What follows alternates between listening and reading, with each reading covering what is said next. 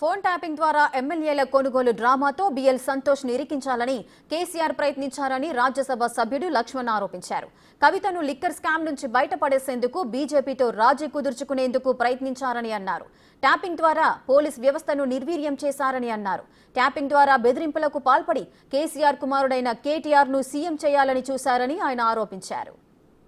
సంతోష్ గారి మీద అక్రమ కేసులు బనాయించి రాజీ పడడానికి ఈ కవిత గారు ఏదైతే మరి మద్యం కుంభకంలో కూరుకుపోయిందో, మొత్తం ఈ తెలంగాణకు పట్టినటువంటి ఏదైతే జాడ్యం ఉన్నదో, ఒక మహిళ మరి సారా వ్యాపారం చేసి ఢిల్లీకి, పంజాబ్ కు, గోవాకు ఆ రకంగా డబ్బును ఏ రకంగా ఆమ్ ఆద్మీ పార్టీతో కలిసి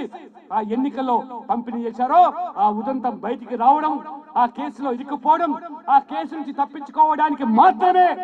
ఇవాళ బీజేపీ నాయకులను ఈ యొక్క కేసును మేము అక్రమ కేసు బనాయించామని చెప్పి ఆ రకంగా అధికారులు ఆ వాంగ్మూలంలో బహిర్గతం చేశారంటే ఎంత దిగజారు చర్యలకు కేసీఆర్ గారు మీ పార్టీ పాల్పడ్డదో ఇవాళ స్పష్టమవుతున్నారు. ఆయన తెలంగాణ సమాజంలో అనేకమైన అనుమానాలు వ్యక్తమైనాయి. బీజేపీ ఆ యొక్క అధికార పార్టీ ఎమ్మెల్యేను కొనుగోలు చేయడానికి జరిగినటువంటి ఉదంతం అనేటువంటి ఒక భావన కల్పించే ప్రయత్నం చేశారో, అదృష్టవశాత్తు ఆనాడు నిజంగా భగవంతుడు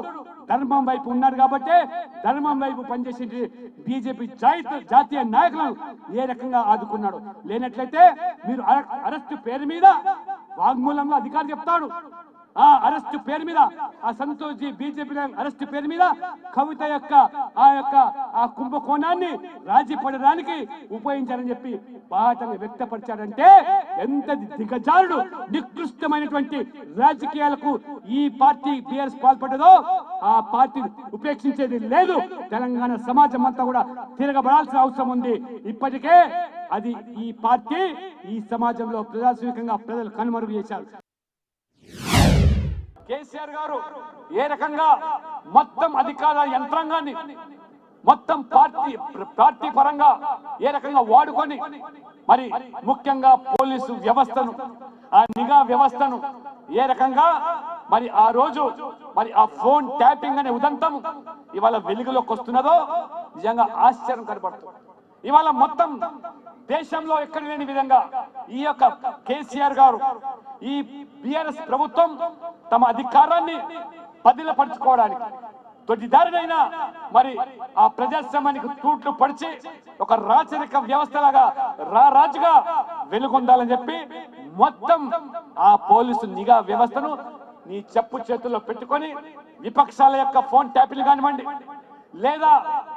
ప్రతిపక్ష నాయకులు ఎవరైతే మరి ఆ రోజు వీరోచితంగా పోరాటం చేసి ఈ యొక్క ప్రభుత్వానికి బుద్ధి చెప్పడానికి ప్రజలు సమాయత్తం చేస్తున్నారో ఆ నాయకుల యొక్క ఫోన్లు ట్యాపింగ్ చేయడమే కాకుండా ఆనాడు సంభవించినటువంటి జిహెచ్ఎంసీ ఎన్నికలు కానివ్వండి,